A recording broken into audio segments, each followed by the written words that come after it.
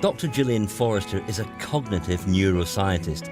She studies how we use our dominant and non-dominant hands. We're watching the children's handedness behavior. We want to see if they're using their left or their right hand to do certain activities. 90% of the population are right-handed.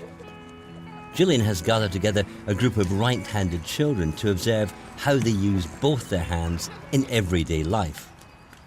We'd expect our right-handed kids to use the right hand when they're doing anything that's manipulating an object, for instance, throwing balls or writing with pencils. But what we're finding out, actually, is that it doesn't mean they use their right hand for all types of behaviors. So what would they use their left hand for then? Something that has a social or an emotional component, so they're dealing with a friend or themselves. The left hand comes into play a lot more during social interactions than we would have expected it to. Her research has found that right-handed children use their left hand a lot for social actions. Gestures like hugs, pats on the back, or reaching out to a friend during play. To investigate this further, she set the children a challenging task.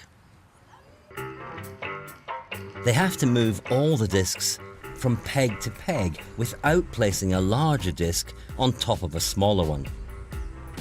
And as they attempt this, Gillian observes how they use both their hands. We're expecting to see that they will use the right hand as their dominant hand to move the discs or the rings from one peg to the other. She has noticed that something interesting begins to happen when the children become confused or frustrated by the test.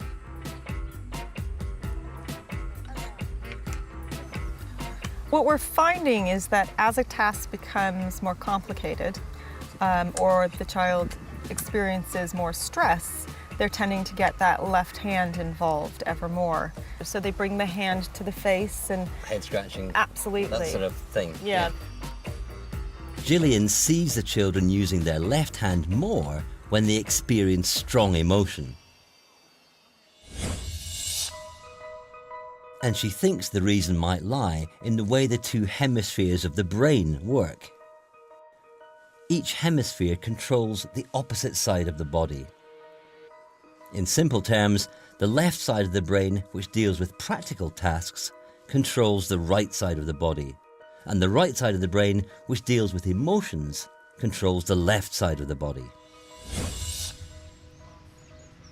It's believed that this division developed so that each side of the brain could specialize in different types of behavior.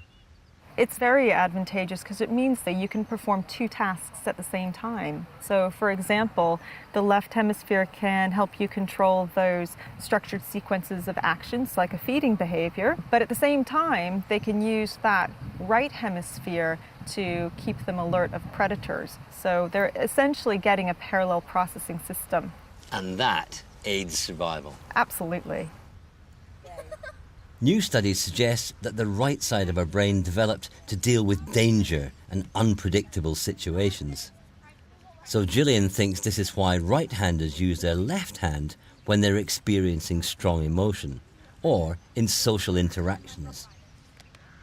That's all very well, but what if you're left-handed like me? Now, I'm a natural left-handed. Does that mean that my brain is wired up in a different way? There's about 10% of the population that is left-handed, and within that 10%, about a third have the exact reversal of the brain that us right-handers have. So it's like a flipped-over brain. Yeah, exactly. So in the remaining 70% of left-handers, actually the brain is organized in the same way as right-handers. It's likely that there's some transference of signals between the hemispheres before information passes to the hand. Though our brain may be wired to our hands in different ways, Gillian's work suggests that all of us may be using our non-dominant hand more than we realized. It responds to our emotional side and may play an important part in our social lives.